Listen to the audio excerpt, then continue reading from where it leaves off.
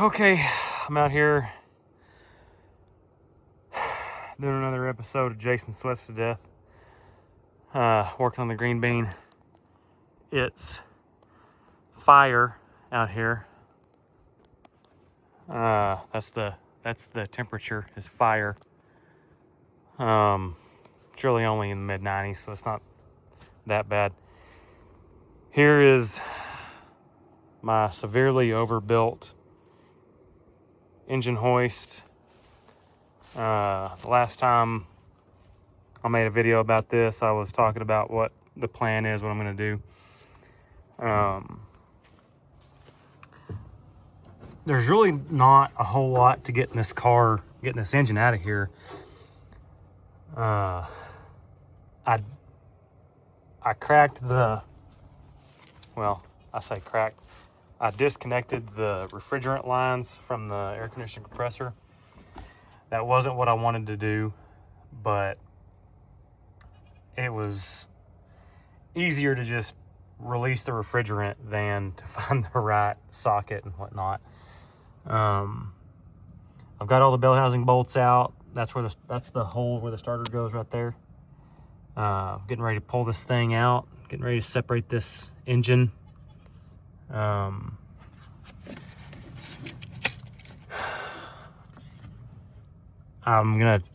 I think I'm not gonna take the slave cylinder. That's the slave cylinder. There's the clutch master. I think I'm not gonna take the slave loose. But yeah, it's about to come out. I'll check back in a couple minutes. There's two motor mount bolts underneath and an exhaust, a pair of nuts that hold the exhaust together. We'll look at that when I get the engine out.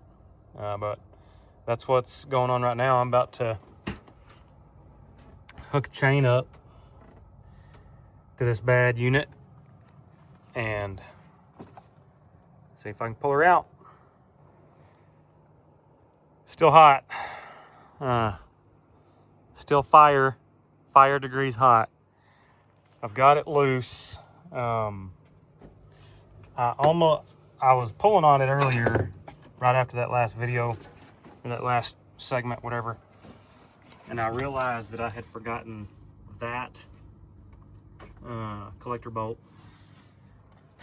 That'll stop you.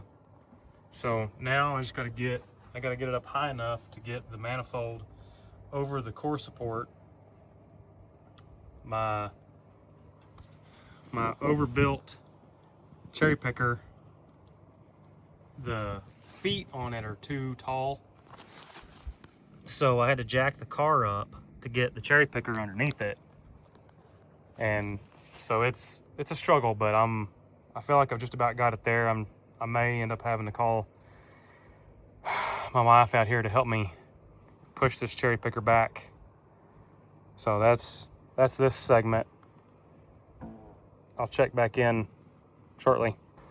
This is gonna be my last video for today. I'm gonna have to get myself an engine stand. I was gonna do this on that table right there, but I don't think that's a very good idea. So not sure what that is. That looks like maybe a cam phaser or something. I don't know. But this is the engine. What I want to show in this video is, if you don't know, I'll put a glove on. Grody. Hang on, set you down for a second. That's the glove I wanted. Okay. During my last video, I explained that this was an H4 engine. So there's a cam. That's the crankshaft, and there's a cam. This would be considered an overhead cam engine, but it runs this way. So there's a head and there's a head. In that Jeep, the head is straight up. In that Oldsmobile right there, it's a 90-degree V. the tambourine right there is a flat 4, and it sits in the car like this. This engine sits in the car like this, like that. So this is a, I don't know what the correct name for this one, the placement of this engine is, but it's, this being an all-wheel drive, the engine sits parallel to the direction of the travel of the vehicle. Whereas that car and that car both have what would be considered transverse. So if this one sets this way, and it like that, so there's two going that way, two going that way. If this one sets like this and the crankshaft runs this direction, then a transverse would sit this way and the crankshaft would run that direction. So this is a manual. Ooh, maintenance mode, failing me. This is a manual transmission. I mentioned earlier the clutch setup. So there's the clutch master.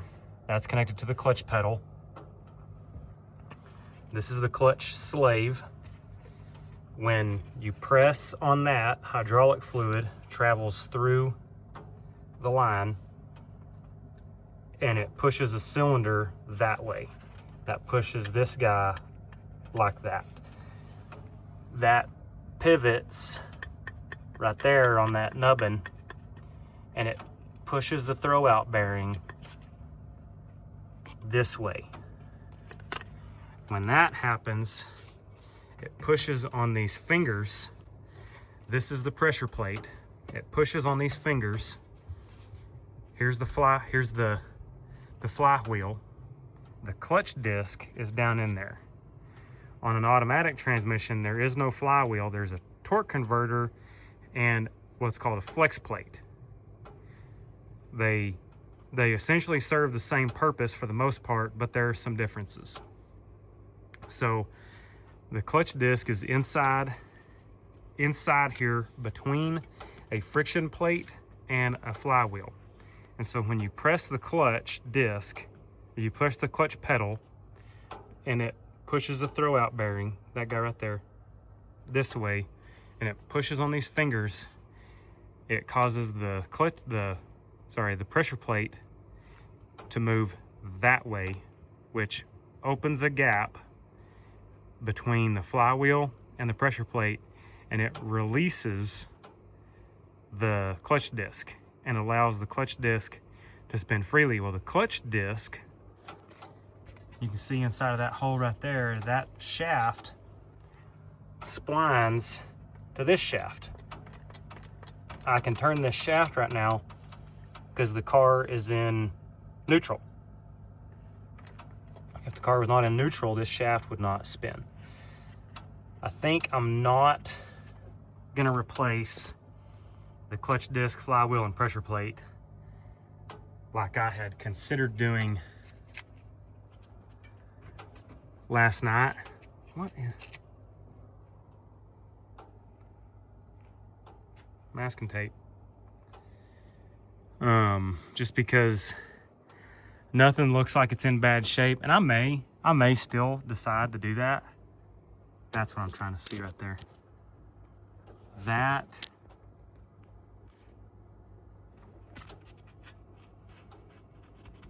let me see if I can find something to point with. Oh, how many holes? So that right there that the needle nose are landing on is the clutch disc. There is the pressure plate. Oh, good. Woo! Scared me. Maintenance mode. Woo! Thought I was about to have a bonk. So what happened here is, as this guy was driving, the guy that I got this car from, Big and Nasty, was driving, there's a belt. I talked about this on that first video. There's a belt that runs from here, like that, all kind of contrivances. Goes all over the place.